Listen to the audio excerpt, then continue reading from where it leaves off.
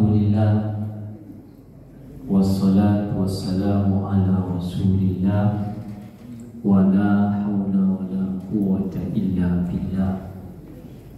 Allahumma salli wa sallim wa barik ala Sayyidina Muhammad wa ala alihi wa sahbihi wa mawala, amma ba'du. Bapak-bapak dan ibu-ibu yang dimuliakan Allah, sekedar mengingatkan kembali bahwa pada 3 malam yang semenjak yang lalu ya, kita sudah sampaikan al-jannatu mustaqatun ila arba'atin nafar. Surga rindu kepada 4 orang golongan. Yang pertama yang baca Al-Quran, maka lomba-lombalah baca Al-Quran itu mengingatkan. Yang kedua adalah hafizul lisan, maka jagolah lisan ya, diusahakan Pak.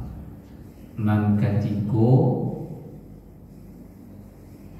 ta'imil ji'an, agilah makan orang dan lapar. Kalau bisa dicari Pak, jangan ditunggu, cari. Sebagaimana kemarin saya ceritakan, Ibrahim mencari orang yang perlu jadi makan. Dan ketiga shaimi Ramadan, nah, itulah banyak puasa, karena puasa Ramadan itu ketika dilakukan dengan iman dan ihtisaban diampuni dosa oleh Allah Subhanahu wa taala. Nah, jangan diabaikan dan ompetku. Nah, kini awak sambung pulon dengan ompet yang lain. Nah, banyak yang panpa itu ada di Nasihatul Iman itu ada 2 nasihat, ada 3 nasihat, ada 4 nasihat, ada 5 nasihat, ada 6 nasihat sampai 8 nasihat. Ya, nah, maka kini wa agi dulu hampir untuk wa sama-sama lakukan dalam hidup. Kata hadis Rasulullah Sallallahu Alaihi Wasallam, Abshus salam. Ya, 1, Abshus salam, tebarkan salam. Wa'at imut to'am, beri makan. Itu masih beri makan lagi Pak. Yang ketiga wasil arham, sambung silaturahmi. Dan keempat sallu bil laili wan nasu niyam, sholatlah malam hari dan manusia sedang lolong. Terus sambungnya tadkhulul jannata bisalam, kalau itu yang kalian lakukan maka masuklah ke dalam surga dengan selamat. Nah, berapa tuh? Ampe ya, 4. Yang pertama tadi apa? Tebarkan salam. Bapak dan Ibu sekalian, absyus salam, tebarkan salam. Nah, salam ini disebut oleh hadis yang lain bahwa salam itu bukan hanya sekedar salam yang biasa kita kenal dengan istilah assalamualaikum. Itu bisa masuk ke dalam kategori mengucapkan salam, tapi yang lebih penting lagi adalah menebarkan keselamatan itu pada orang lain. Itu yang penting. Kalau salam itu yang biasa kita baca assalamualaikum, nah tambah ujungnya warahmatullahi wabarakatuh. Nah, dalam hal ini ucapan ini disebutlah oleh Al-Quran, iza huyyitum bitahiyyatin, apabila engkau mendapatkan salam maka balaslah dengan yang lebih baik, atau atau yang sama dengan mereka. Assalamualaikum, nah, kata orang. Wa balik nalu derajat waalaikumsalam warahmatullahi wabarakatuh. Itulah dirancang. Tapi kok hanya sampai waalaikumsalam, itu pun boleh lah. Ya, boleh karena Al-Quran mengatakan itu. Tetapi Bapak dan Ibu sekalian, ketika absus salam dalam ucapan ini, hukumnya adalah sunnah. Ya, sunnah. Ya, sunnah. Tetapi ijabu wajibah. Menjawabnya itu adalah wajib. Ya, kalau khotib naik mimbar ndak bersalamnya, ndak ada yang dilanggar Pak. Cuma ndak dapet sunatnya. Ampun nanya kata mimbar kuat, pakai mimbar, pakai kursi. Mimbar sabar tidak namanya kan? Pakai kursi gitu kan? Nah, ndak salam apa? Apalah berubah dosa kini kemana? Ndak berubah. Kenapa? Karena dasarnya aku tadi. Ya, ndak berubah lagi. Baru 3 kali itikafnya kan? Ndak berubah langsung. Ndak udah itu. Ya. Ya, jadi salam itu hukum mengucapkannya adalah sunnah. Tapi kalau mendengar ucapan itu maka wajiblah dijawab. Ketika dakwah dijawab maka dia menjadi dosa.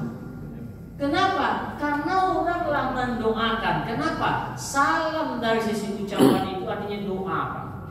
Beda dengan selamat pagi, selamat siang, selamat malam, kata orang Nawak, atau good morning, ya, good afternoon, good night. Nah, itu yang good atau selamat itu paginya. Selamat pagi, paginya yang selamat. Selamat siang, siangnya selamat. Selamat sore, sorenya selamat. Selamat malam, malamnya dan sementara orang menado di dalam waktu pagi, siang, sore dan malam tak mendapat selamat Pak. Kan waktunya yang dimakan. Tapi ketika ucapan salam ini Assalamualaikum, nah, kan gitu kan? Maka ucapannya adalah untuk orang yang dituju. Semoga keselamatan tercurahkan kepadamu. Kan itu artinya Pak. Doa itu, ya, mendoakan orang lain itu bagus Pak. Bahkan sangat dianjurkan oleh Allah Subhanahu wa taala mendoakan orang lain. Buktinya Allahumma ghfir lil muslimina wal muslimat. Kan itu artinya doa. Makanya Bapak dan Ibu sekalian, kalau ada perintah Assalamualaikum, afsus salam, tebarkan salam, maka ciri orang muslim itu adalah menyampaikan ucapan salam ini kepada saudaranya. Bosoboknya di jalan, Assalamualaikum, Waalaikumsalam warahmatullahi wabarakatuh. Kamatu, mana itu? Awak kemana? Cari angin. Nah, ucapkan salam artinya doa itu, ya. Maka mengucapkan salam itu bukan hanya kepada orang yang dikenal, tetapi ucapkan salam pula kepada orang malam takrif yang tidak kau kenal. Nampaknya punya peci Pak, aku pasti orang Islam pun. Assalamualaikum. Tapi kalau pecinya di sebelah kampung, aku beda Pak. Tidak usah perlu ucapan salam kan? Kan ada kan? Peci awak Madaliko Pak. Tapi kalau ada peci dan ketek tu di letaknya di belakangan. Anda usah salam dia juga. Ya, inya bersalam kadang-kadang lewat beda Pak. Dulu BEJ-nya bersalam Assalamualaikum ya kan? Nggak dibuatnya Assalamualaikum, Assalamualaikum. Apa artinya kok? Asa jelakulan. Nggak boleh pulu mendoakan orang lah mengeceknya kawakan celakuan kan dibalik apa bisa laku nggak boleh Pak, tapi hanya dijawab wa alaika. Itu diajar oleh Rasulullah. Kadang-kadang awak diceleknya dengan lupa 20 balik dari itu dawat. Ya, cie itu orang menjadikan 10 balik dawat kan. Nah, harusnya tidak dibalik model itu yang diajarkan Islam kalau mau menembakkan salam, tapi adalah alaika. Itu yang kau ucapkan ke ambo, itu puluh dan dapat yang balik. Nah, bahasanya semacam itu. Ya, salam. Dan ucapan salam yang wajib itu Bapak dan Ibu sekalian, kemudian mau naik ini. Assalamualaikum warahmatullahi wabarakatuh, wajib. Tapi ada 20 salam kau tidak wajib Pak. Dalam sholat iya dikona ada Pak,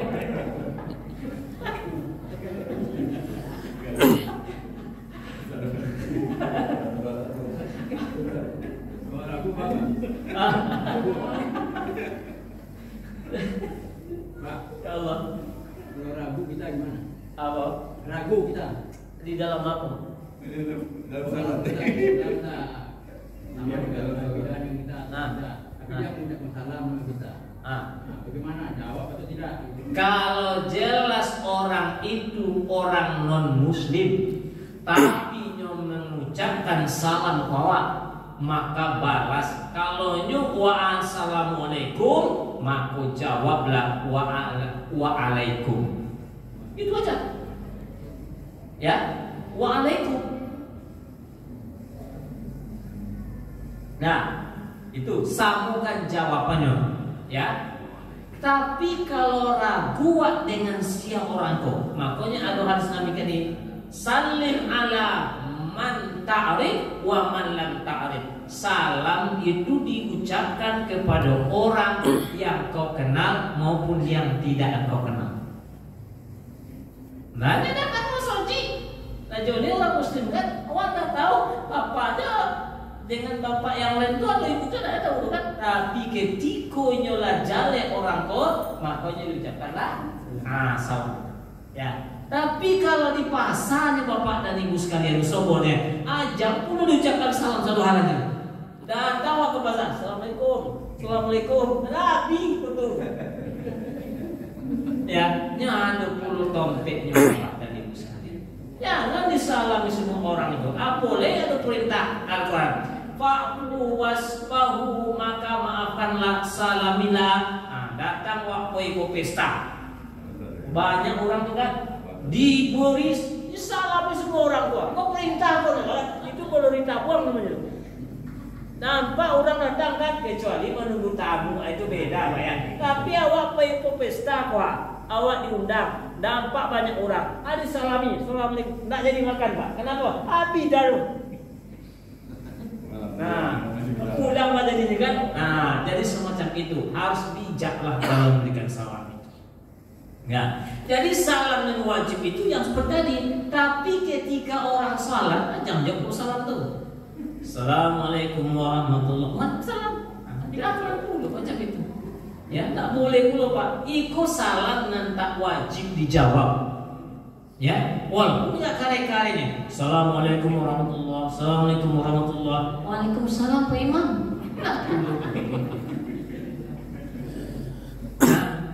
Bahkan kalau ada salamku Bapak dan Ibu sekalian yang dimuliakan Allah, wa ucapkan salam, dijawabnya salam waktu.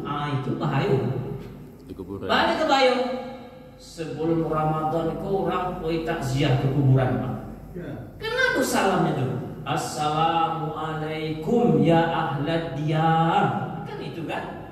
Nah, keselamatan bagimu wahai seluruh penghuni kubur. Kan tak salah satu orang. Kubur ibu aja lah. Assalamualaikum ya ahli kubur. Nah kan? Assalamualaikum ya ahlad diyar. Diyar Pak artinya bukan kubur, diyar. Keselamatan bagi kalian semuanya yang menempati tempat ini. Wa inna insyaallah lamuhikun. Kami nyusul insyaallah. Itu gunanya salam.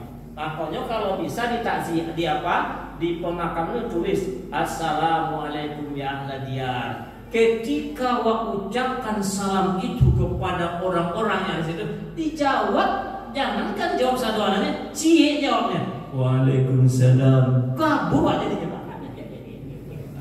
Ya, nggak jadi masuk. Nah, itu saya hendak dibutuhkan jawaban. Nah, itu ucapan Pak. Tetapi selain ucapan itu, salam itu memang diberikan orang lain kepada orang yang lain pula. Makanya disebut dalam hadis, al-muslim man salimal muslim min lisanihi wa yadihi. Itu bukan ucapan Pak ya. Seorang muslim adalah orang yang selamat orang yang lain dari lidahnya dan dari tangannya. Itu muslim Pak. Tapi kalau lidahnya kece orang kampung kami bociri lidah, masa tangannya? Bociri artinya busuk lidah Pak. Banyak ngurutunya, banyak umpat sarapahnya, banyak kecenya menyentuh orang lain, sembahyangnya. Wah, kau bahaya. Ya Pak. Ya.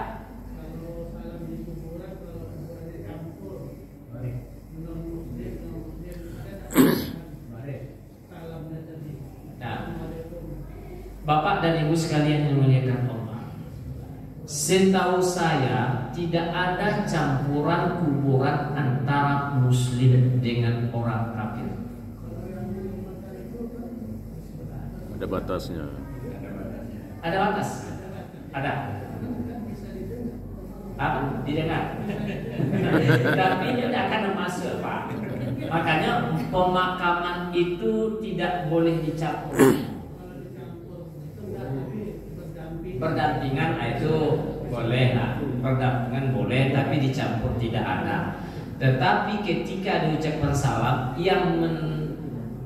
yang dituju dengan salam itu adalah orang muslim. Kenapa? Karena kalau orang kafir itu memang udah celaka. Innal ladzina kafaru wa kazzabu bi ayatina ulaika ashabun nari hum fiha khalidun. Sesungguhnya orang kafir dan orang-orang yang mendustakan ayat-ayat kami, maka mereka adalah penghuni neraka. Hum fiha khalidun. Jadi tidak perlu ucapan salam lagi. Kalau nyoba dokeken tompeknya kan, inyo tidak akan termasuk dalam kategori yang berhak menerima ucapan salam seperti adanya tadi. Hah?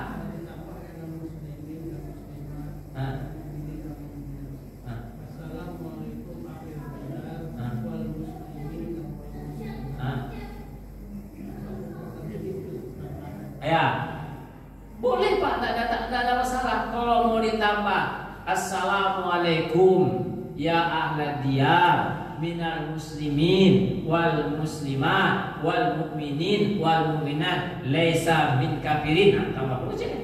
Tidak ada orang kafir gitu kan? Tapi cukup mengatakan assalamualaikum ya ahlad diyar. Ya, yang diajarkan tuh inna insyaallahu lamuhlikun. Kami akan nyusul. Makanya dulu Pak, ketika ada orang yang dilarang oleh Nabi ziarah kubur, ya, nahaitu an ziaratil kubur fazuruha. Dulu saya larang kau menziarahi kubur. Kenapa? Karena dulu orang ziarah kubur, kok Bapak dan Ibu sekalian uyunya situ. Tahu uyu. Hah? Beratok kawan di situ. Ya, beratok gitu ya. Uyu. Nah, yang mana kata aja mau lucu.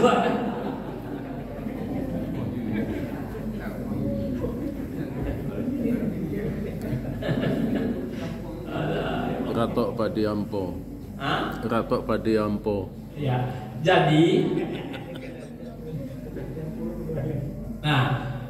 jadi dulu meratap dia pergi Pak, ya, makanya dilarang menggawit-gawit badan, merobek-robek baju. Itu yang terjadi dulu. Tapi setelah diberikan pengertian dan pembelajaran oleh Rasulullah SAW Maka dia mengatakan fazuruha, maka bolehlah kalian menziarahinya. Nah, namun ketika ziarah kubur itu mukhatabnya adalah ar-rijal, laki-laki, tidak untuk perempuan. Cuma yang terjadi di kita ini satu halnya, bahkan bapak-bapak jarang yang ziarah kuburnya Pak, dan paling banyak ibu-ibu, ya kan? Padahal kalau ada ibu-ibu pergi mengurus jenazah, mengantarkannya ke kuburan, bahkan ziarah kembali, laknatullah alaih, habis dilaknat. Kok karibun Ustaz? Memang ada itu. Ya, udah itu Pak. Maka yang ngurus jenazah itu adalah laki-laki. Kena adu yang perempuan. Oh, yang meninggal itu ibunya. Adu nggak yang perempuan masuk dalam kubur Pak? Kalau ini mati sekalian itu. Ya, nggak ada. Makanya itu ketentuan Bapak dan Ibu sekalian. Makanya menziarahi kubur. Kalaulah wajib menziarah kubur itu Bapak dan Ibu sekalian. Ini kalau ya, nah, jangan dijadikan bukan Ustaz itu wajib. Ini kalau seandainya ziarah kubur itu wajib, maka pastilah orang itu akan dimatikan oleh Allah di tempat dekat-dekat keluarga. Tapi ini tidak. Wa ma tadri nafsum ma taksibu ghadan wa ma tadri nafsum bi ayyi ardin tamut. Kau tak tahu apa yang besok kau lakukan, dan juga tak tahu di mana kau akan meninggal. Ada orang yang tahu kuburannya tapi tak biasa diziarahi. Di mana? Nyupai haji, meninggalnya di Masjidil Haram atau di Masjid Madinah. Di Madinah dikuburkan ke Baqi itu. Di luar apa jarak? Hah? Oh, kalau seandainya nggak ziarah, nggak afdal Ustaz. Makanya orang yang pernah mati di situ nggak akan diziarah orang Pak. Sebab apa? 2 tahun nggak akan boleh jadi kuburnya di mana. Nggak lama-lama Pak. Awak kini membuat kuburan yang sangat luar biasa, mode kuburan seperti istana. Dipasang keramik, dipasang di atasnya. Orang yang sayang kepada almarhum atau almarhumah, orang tuanya, saudaranya, jangan diberi beban kuburannya Pak. Ya, awas saya kalau dibongkar bagaimana? Biarkan dibongkar. Di Madinah itu yang tak dibongkar kuburan hanya 3. Kenapa? Yang pertama Rasulullah, yang kedua adalah Abu Bakar Siddiq, dan yang ketiga adalah Umar bin Khattab, dan kemudian istri-istri dan keluarga Rasulullah. Itu di Mekah, di Madinah Pak ya, tidak dibongkar. Tapi tak ada tanda lagi kecuali kubur 3 ini yang memiliki tanda. Kenapa? Karena orang ini adalah orang yang paling mulia. Rasulullah tak akan dimakan jasadnya oleh tanah Pak. Begitu juga dengan sahabat 2 orang itu, luar biasa. Tapi yang lain habis. Kalau Bapak pergi ke Bukit Uhud, di situ ada pemakaman orang-orang syuhada. Orang-orang syuhada itu baca ayatnya, wala taqulu liman yuqtalu fi sabilillahi amwat bal ahya'u walakin la tash'urun. Kesan dibaca itu Pak. Jangan kau mengira orang yang mati di jalan Allah itu mati, tetapi mereka sebenarnya ahya, hidup, walakin la tash'urun, tapi kau tak sadar. Makanya di Bukit Uhud Pak, enggak ada tampak seperti makam, tetapi hanya di batas ini adalah area makam syuhada. Nah, aduh Pak, awak membuat risikonya. Sayang wak kecilnya ke saudara wak, sayang kecilnya ke orang tua wak. Kalau Bapak mau bongkar itu yang namanya keramik di atasnya, Bapak sumbangkan ke masjid, mengalir pahalanya. Sumbangkan ke pantiasuhan, mengalir pahalanya. Tapi kalau Bapak buat itu merupakan tanda dia sangat membenci orang tuanya. Bongkar. Ya, berat itu bebannya, dikasih beban berat, didoakan juga, tapi dilanggar doa yang kita ucapkan kepada Allah Subhanahu wa taala luar biasa. Aku jadi keras Ustaz, biasalah. Karena ini serius. Ya, jangan dikasih, Pak. Jangan dikasih beban. Saya punya orang tua itu meninggal dua-duanya, saudara saya satu, tetap tidak boleh. Mau pakai keramik, dah PCAD kan, enggak usah. Enggak usah, jangan. Ada orang keramik, jangan, enggak usah dimasukin keramik. Enggak usah pokoknya lado tanda tiga kuburan. Berarti tanda kuburan itu awak enggak boleh membangun di atas kuburan tempat itu tujuannya. Ya. Nah, gitu Pak ya. Jadi ini adalah ya Pak. Ya. Bukan. Itu tanda aja sebenarnya Pak. Tanda. Kalau seandainya, makanya janganlah kamu bangun di atas kuburan kalian. Kalau ongkokan batu itu bukan bangunan. Yang dilarang itu bangun di atas kuburan Pak. Makanya ketika dia dikerami, ketika dia bangun seperti kuburan-kuburan Cina itu luar biasa tuh. Tengoklah kuburan Cina tuh Pak. Tadi patah modal tuh, luar biasa. Biaya satu kuburan itu dapat rumah petas, ya, atau TPD besar selesai itu. Itulah. Jadi kalau di Mekah itu hanya di Uhud itu ongkokan batu aja ya. Itu makamnya Hamzah. Tapi tanda ada Pak, ongkokan batu sedikit aja, enggak banyak-banyak. Ya, karena batu itu alami Pak. Atau ada yang tumbuh di situ itu adalah alami, bukan dibangun. Tapi ketika dibuat istana bangunan itu yang benar. Nah, kemudian ada makam Rasulullah. Kita kan tidak tahu persis makam Rasulullah seperti apa. Yang ada kan diposting di video itu Pak ya. Luar biasa mewahnya segala macam. Kayu itu tidak warna tahu Pak. Kenapa? Karena banyak yang diedarkan di YouTube itu adalah sesuatu yang bohong yang bisa merusak akidah orang. Banyak itu Pak. Tayo makam Nabi, tengoklah. Itu makam dari Siti Hawa di Jeddah. Dibuatnya banyak. Nah, ada semacam itu Pak. Nah, ada semacam itu, kenyataannya tidak ada semacam itu. Tapi entah di mana orang membuat, namun tujuannya untuk merusak akidah kita. Ya, nah ada semacam itu. Masa itu dikenal lagi Siti Hawa ini daripada Nabi Adam. Maka Nabi mana? Tidak tahu. Hawa Jeddah, ya kan? Nah, gitu Pak ya. Nah, jadi itu berkaitan dengan salam terhadap kuburan tadi. Tapi salam yang sebenarnya adalah hadis Nabi, man salimal muslim min lisani wa yadihi. Orang muslim itu adalah orang yang memberikan selamat kepada orang lain dari lisan dan dari tangan. Lisan itu memang bahaya Bapak dan Ibu sekalian. Gara-gara lisan itu orang bisa perang. Tapi gara-gara lisan itu orang bisa damai Pak. Gara-gara lisan hancur sebuah bangsa. Gara-gara lisan selamat dua sebuah bangsa. Itu lisan.